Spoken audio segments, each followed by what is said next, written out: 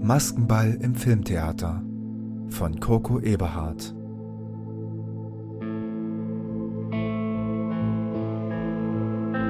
Ciao Yen, bin dann weg, rief er vom Hausflur aus zu seiner Frau, die wie so oft im Wohnzimmer auf dem Sofa saß und ein Buch las. Viel Spaß, schallte es zurück. Ob sie ihm das wohl immer noch wünschen würde, wenn sie wüsste, was er heute Abend tatsächlich vorhatte? Yen und er waren für viele das Vorzeigepaar schlechthin. Mit 16 hatten sie sich kennengelernt, mit 21 geheiratet. 2 Jahre später kam ihre erste gemeinsame Tochter zur Welt, dann noch die Zwillinge. Auch wenn es nicht immer einfach war, hatten sie doch irgendwie immer alles hinbekommen. Yen hatte ihren Job für ein paar Jahre auf Eis gelegt, wegen der Kindererziehung und um ihnen den Rücken frei zu halten. Er hatte in der Firma alles gegeben und sich nach Feierabend auch noch mit Mathebüffeln und Vokabelnpauken rumgeschlagen. Er hatte Yen unterstützt, wo es nur ging. Das war für ihn selbstverständlich. Vor 3 Jahren war dann auch das letzte ihrer 3 Kinder ausgezogen, Patrick. Seitdem war es ruhig geworden in dem kleinen Reihenhaus, das sich im Stadtrandbezirk befand. Zu ruhig für seinen Geschmack. Ab diesem Zeitpunkt hatte er erst gemerkt, wie schlecht es um ihn und Yen stand. Na gut, was hieß hier schlecht? Sie lebten halt irgendwie nebeneinander her. Sie las ihre Bücher, er glotzte nach Feierabend gern ein bisschen Fernsehen. Bares für Rares. Am Wochenende Autowaschen und Rasenmähen. 2-mal im Jahr Urlaub. Das Übliche eben. So schlecht war das Ganze ja gar nicht. Was erwartet er eigentlich? Nun gut, im Bett lief es schon länger nicht mehr so prickelnd. Um nicht zu sagen, es herrschte Flaute. Jeder schlief auf seiner Seite des Ehebettes. Wann hatten sie ihren letzten Sex? Er überlegte krampfhaft, während er auf dem Weg zu seinem Kumpel war, Günne. Seit etlichen Jahren geschieden, aber zufrieden. Günne war sein Alibi für diesen Abend. Dort hatte er auch seinen Anzug deponiert, den er für diese Nacht brauchte. Was machte er da bloß? Ein bisschen plagte ihn das schlechte Gewissen, gleichzeitig hatte er dieses Kribbeln im Bauch, das er schon so lange vermisst hatte. Vor 5 Wochen hatte er diese Werbeanzeige in der Zeitung entdeckt. Maskenball im alten Filmtheater, hatte er Yen provokativ laut vorgelesen. Sie hatte prompt aufgelacht. Alter Nostalgiker, hatte sie das Ganze kurz kommentiert und den Kopf geschüttelt. Sein Nostalgiekick hatte sie schon immer etwas belächelt, weswegen er ihn auch mehr und mehr zurückgefahren hatte. Aber diese Zeitungswerbung ließ ihn einfach nicht mehr so richtig los. Zuerst wurde im Kino der Film Opernball mit Theo Lingen und Hans Moser gezeigt. Danach gab es einen kleinen Maskenball mit einer Band, die alte Schlager spielte. Und das Ganze in dem schönen Ambiente des alten Filmtheaters, dessen Interieur noch aus den 50ern stammte. Allein wollte er dort allerdings nicht hin. Er wollte tanzen, er wollte feiern, er wollte genießen. Seit er diese böse 5 vorne dran hatte, hatte er noch mehr das Bedürfnis danach. Also hatte er eines Abends, als Yen schon im Bett war, diese anonyme Online-Anzeige im Stadtmagazin geschaltet. Nostalgiker, Anfang 50, sucht nette, feier- und tanzfreudige Begleitung für den Maskenball im alten Filmtheater. Die Auswahl der Bewerberinnen war überschaubar gewesen, doch diese Zara 78 hatte ihn sofort irgendwie fasziniert. Auf kokette Weise hatte sie ihn bereits nach kurzem Online-Kontakt um den Finger gewickelt. Eine faszinierende Frau mit Visionen, Bildung und Humor. Anders als Yen, die sich mittlerweile mehr für ihre Bücher interessierte als für ihn. Bilder hatte er mit Zara 78 bisher nicht getauscht, denn das sollte ja zumindest bis zum Maskenball noch ein Geheimnis bleiben. Ihrem Pseudonym zufolge war sie wohl fast 10 Jahre jünger als er, was ihn zusätzlich etwas kickte. Ein Blind Date hatte er bisher noch nie gehabt. Wie auch, er war ja die meiste Zeit seines Lebens mit Yen zusammen gewesen. Manche würden vielleicht behaupten, er hätte eine Midlife-Crisis. Keine Ahnung, ob es so war, aber in diesem Moment fühlte es sich einfach gut an für ihn. Er hatte sich bei Günne umgezogen und ein paar Tropfen Parfüm aufgelegt. Sein Kumpel hatte er eingeweiht in seine Pläne. Vor Yen hatte er gemeint, mit Günne ein Männerabend zu verbringen, was ihn nicht weiter gestört hatte und von Zeit zu Zeit tatsächlich der Fall war. Und so machte er sich auf zum alten Filmtheater. Das Filmtheater war ursprünglich tatsächlich mal ein Theater gewesen, welches in den 50ern zu einem Kino umfunktioniert worden war.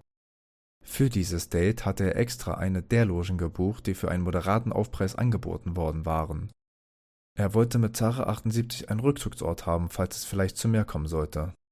Sollte sie nicht sein Typ sein, würde er einfach den Abend auf der Tanzfläche oder an der Bar verbringen.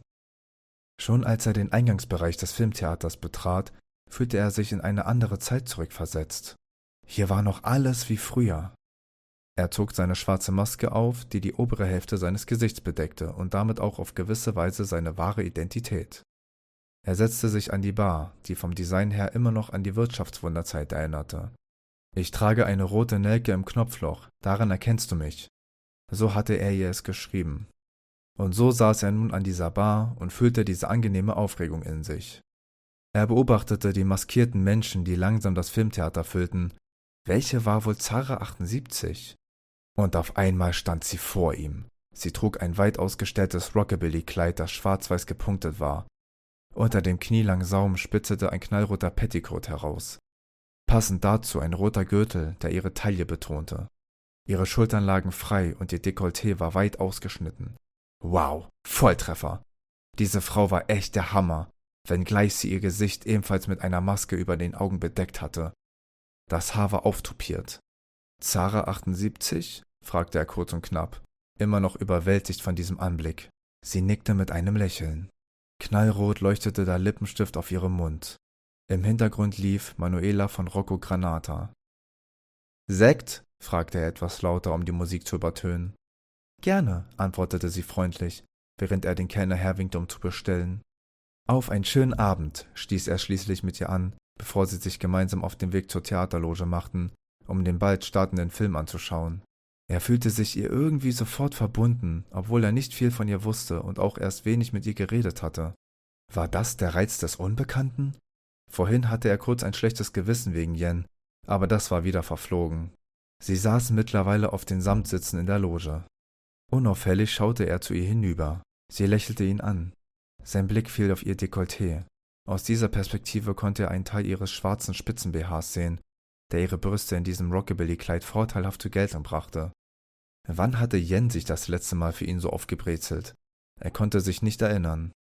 Meist trug sie bequemes Schlabberzeug, das alles andere als aufreizend war. Sie hatte sich die letzten Jahre doch recht gehen lassen. Naja, er vielleicht auch ein bisschen. Nach so vielen Jahren Ehe war das vielleicht normal. Zumindest keine Seltenheit. Der Saal wurde in fahles Licht getaucht. Der Film begann. Obwohl sie nur nebeneinander saßen und auf die Leinwand starrten, fühlte er sich in ihrer Gegenwart so seltsam wohl und irgendwie erregt, nur von ihrer Anwesenheit. Seine Gedanken waren schon einen Schritt weiter. Wie gerne hätte er gewusst, wie sie unter ihrer Maske aussah. Und am liebsten hätte er ihre Brüste, auf die er immer wieder unauffällig im Schutz der Dunkelheit blicken musste, aus diesem engen Kleid befreit. Ein Kribbeln durchfuhr sein Unterleib. Er atmete kurz ein. Sie duftete verführerisch. Er stellte sich vor, wie sich ihre Lippen berührten und er sie küsste. Ab und zu lächelte sie ihm zu. Ob sie wohl auch solche Gedanken hatte? »Lust zu tanzen?« fragte er sie schließlich, als der Film zu Ende war. Sie stimmte ihm zu.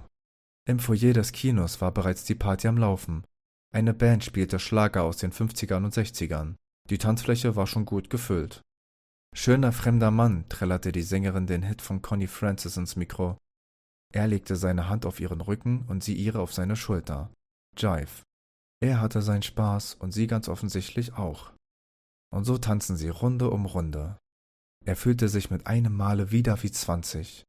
Total außer Atem lud er sie schließlich an der Bar zu einem Aperitif ein. Yen.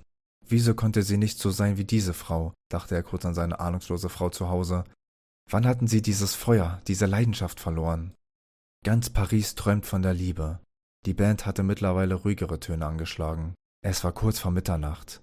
Eng umschlungen tanzten sie miteinander. Er wollte, es würde nie enden. Und dann überkam es ihn ganz plötzlich. Ob es am Alkohol lag oder an dieser ganzen Stimmung? Langsam bewegten sich seine Lippen auf ihre zu. So weich und ihre Zunge wie Sand. Er hatte sie nah an sich gedrückt und ihr schien das genauso zu gefallen wie ihm. Er konnte nicht mehr klar denken. Aber das war ihm egal. Es fühlte sich in diesem Moment einfach richtig und gut an. An Yen verschwendete er keinen Gedanken mehr. Diese Frau erregte ihn zutiefst, obwohl sie immer noch diese Maske trug. Oder war das gerade der Reiz? »Ich wäre jetzt gern allein mit dir«, hauchte sie ihm leise ins Ohr, und auch er hatte dieses Bedürfnis. »Warte«, vertröstete er sie kurz und holte diese angebrochene Flasche Sekt, die er vorhin für sie beide bestellt hatte. Er nahm sie schwungvoll an der Hand und entführte sie zur Theaterloge von vorhin. Kaum hatten sie die Tür hinter sich geschlossen, begannen sie sich im gedämpften Licht des kleinen Raumes zu küssen. Vorsichtig, aber intensiv. Langsam öffnete er den Reißverschluss ihres Kleides, während sie ihm das Jackett auszog und die Knöpfe seines Hemdes öffnete. Es war schön, ihre Haut an seiner zu spüren, die Wärme, die Nähe. Jede Berührung erregte ihn auf eine äußerst durchdringende Art, wie er sie schon lange nicht mehr gespürt hatte. Er küsste sie, auf die Lippen, am Hals, am Bauch. Sie drückte ihn behutsam auf den samtigen Kinositz und setzte sich auf seinen Schoß. »Ich muss es jetzt wissen«, keuchte er ihr sanft ins Ohr. Vorsichtig löste er die Maske von ihrem Gesicht. Dann zuckte er zusammen. »Yen?« Entgeistert schaute er sie an. »Du?« meinte sie ebenso überrascht. Für den Bruchteil einer Sekunde hätte man den Staub auf den Boden fallen hören können. Dann begann sie zu lachen. Verlegen lachte er mit. Sie schüttelte den Kopf. »Ist es nicht schön zu wissen, dass wir selbst, wenn wir wollten, nicht voneinander loskommen? Sowas müssen wir öfter mal machen.« Er nickte, dann küsste er sie, während sie mit der Hand langsam den Reißverschluss seiner Hose öffnete.